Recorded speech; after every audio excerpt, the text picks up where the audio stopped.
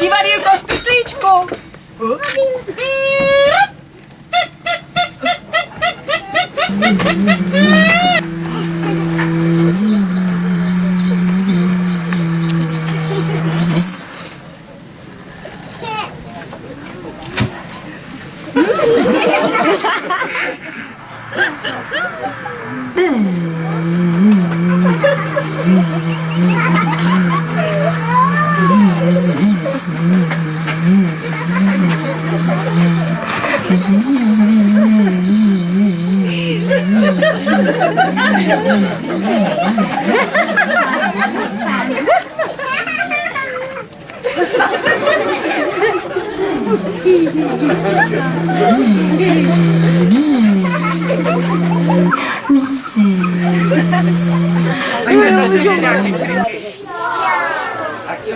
Co třeba, já nevím. Chcete vidět třeba kytku? Tak schválně, jestli vám to bude připadat jako kytka, to se tak jmenuje, já za to nemůžu. Pozor, Eda, hop. Je to dobrý? Vidíte tam kytku? Ne. Jak já. Nevadí. Tak pod nohou to už jsme dělali s míčkama, to je nuda, že? Ale co za zádama? Myslíte, že to... Co ne? Jako nechceš za zádama? Já to umím úplně skvěle, já jsem v tom nejlepší, chceš to vidět? Tak jo, dívej. Pozor. Báro, virbl! Báro, virbl! Pardon, já jsem mi to zapomněl. Víš, co to je virbl? To je největší randál, jaký může být, jo? No tak. Připrav se! Báro, virbl! A koukejte na mě!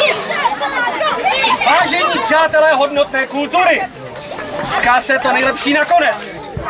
Tak je nám velkou ctí zakončit tento divadelní festival tady na Borůvce představením, opona dolů ještě ne, představením prvního krkonošského divadla, nefotografovat prosím, Járy Dostálka.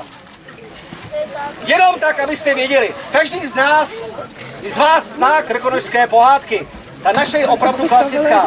Nikdo z nás není pravda herecký profesionál, jsme pouze chudí podnikatelé, chudí hoteliéři, chudí milionáři, chudí topenáři, chudí milionáři.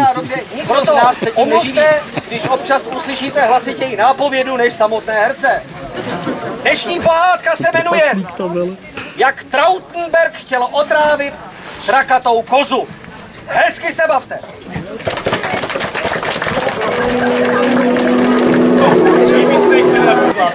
Na kuzátka, ale ona je právě stříklá. Jo, ona je prsklá. Teda prská, no. Ale tak to my bychom teda, ale my bychom ji brali.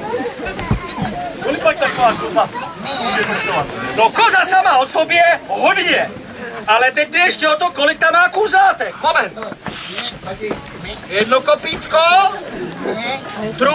To není kopítko. Tady je kopítko. Jo, to je ocásek. Jsou tam 2 kůzlátka. 2.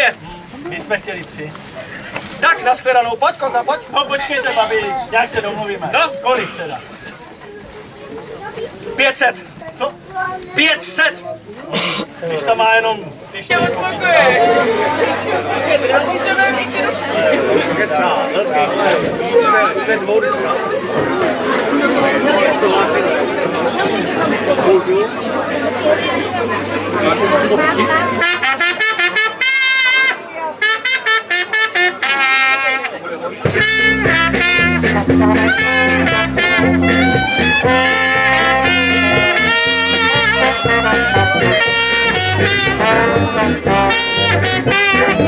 Thank you.